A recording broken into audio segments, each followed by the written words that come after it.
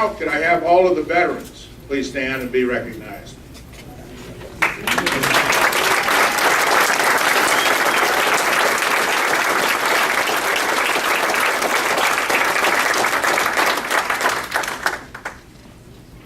Well, there's no reason to keep up the suspense.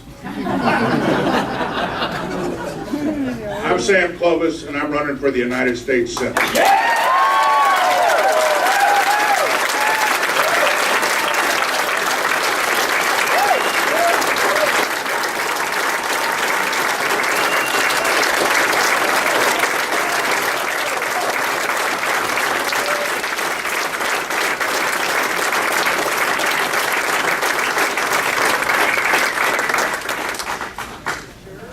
I think this is the worst kept secret in Woodbury County. I can tell by the turnout here so once you tell Cody Hofert something, you have to know it's going to go all through the state. So I want to thank all of the media for being here tonight. This is a big event for me, but I think it's even a bigger event for the state of Iowa and the people of America. Right on. We're going to hear a lot of that tonight. I believe the government serves us best when it is pragmatic and honest. Today we have neither.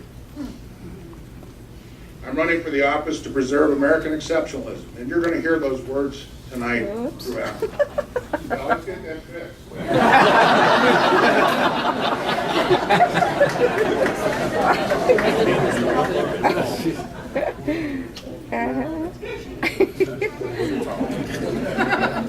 That thing's been up there for about 4 hours. It's wonder it's lasted that long. So we'll hope it stays. And I have duct tape somewhere. And trust me, I'm not above using it either. I'm running to expose crony capitalism, and I'm running to get after those people who are spending our money, like it was theirs. Yeah.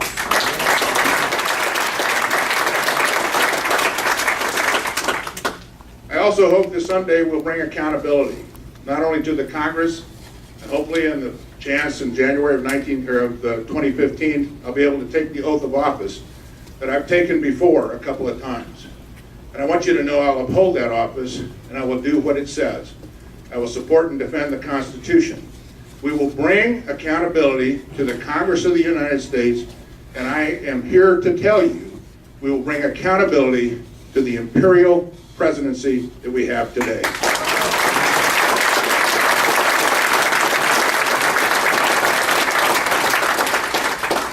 I'm running because I fear we're going to be asked to accept more of the same.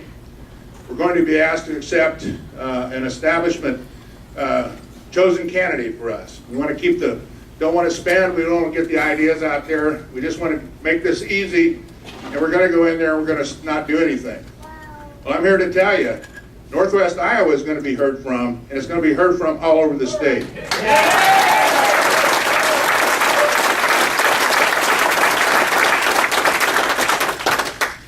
I was born and raised in Kansas and had the opportunity God blessed me with some athleticism and a little bit of scholarship.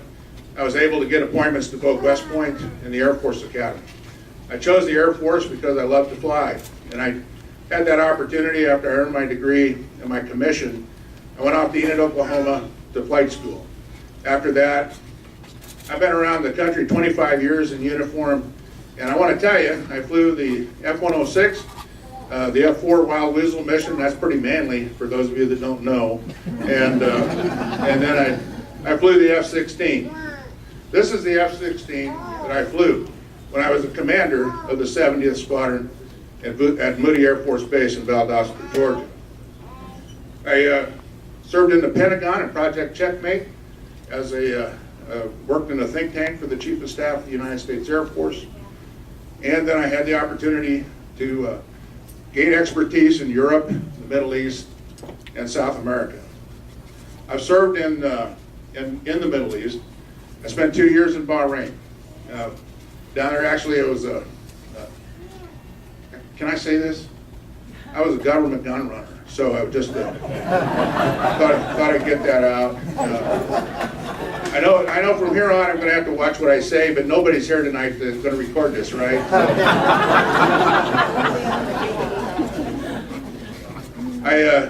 I went to the Armed Forces Staff College, and I'm a graduate of both the Air and the Army War Colleges.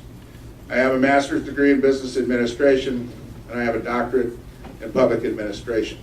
I left the military, went into the private sector, was very successful, a businessman, and I moved to Iowa in 2000 with my new bride, Charlotte. And Charlotte, are you here? Yeah. Stand up and let everybody see you.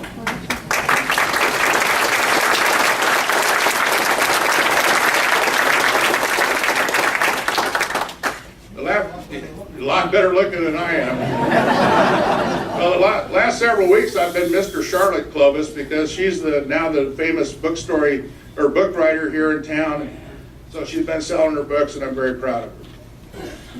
I want to talk to you tonight about the 4 pillars. 4 pillars of conservatism, 4 pillars of American strength, and the 4 pillars of leadership. The first pillar of conservatism is constitutional conservatism. I believe in the Constitution, and I believe as an elected senator, it's my job to make sure that no legislation reaches the floor of the Senate to be voted on that does not comport with the Constitution. I'll call out the leadership on either party and ask them where in the enumerated powers this legislation is designated, and why are you asking us to vote on it?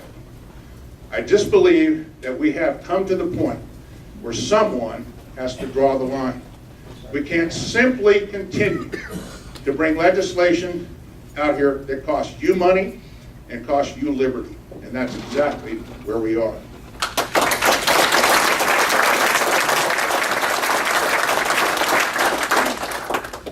This is very unusual. I have notes. Most of the time I just make this up, so it's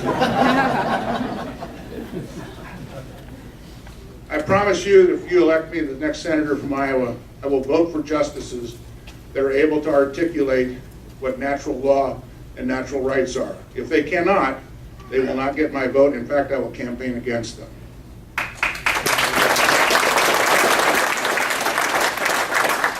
I will insist upon the right of advice and consent of the Constitution, Article 2, Section 2. And as far as I am concerned, there'll be no more czars unless they pass Senate scrutiny. Right.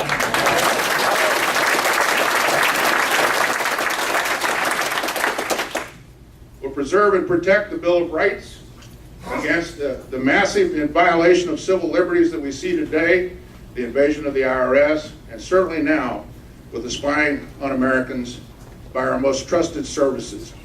This is probably the worst I've ever seen in my history.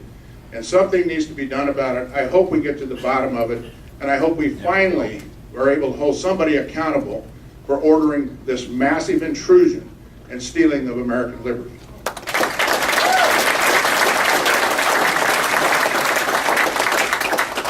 We have to find a way to get back to the founding, and I stand before you today and tell you no member of Congress should serve more than 12 years in either house.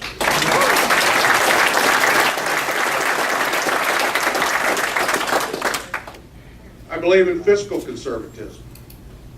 I'm going to go through these quick, so there's a lot of things here. We need to freeze spending, not another nickel, until the revenues that come into the government exceed the expenditures that we have. We have the authority to do that. I'm an advocate for the fair tax, and I'm also an advocate for cutting corporate taxes to 10%. They should be able to repatriate their money earned overseas at the same rate. But here's the deal. If we do that, they will not be allowed to have carve-outs, tax credits, subsidies, or bailouts, because if we're going to cut them a break on taxes, they need to come clean with us on everything else.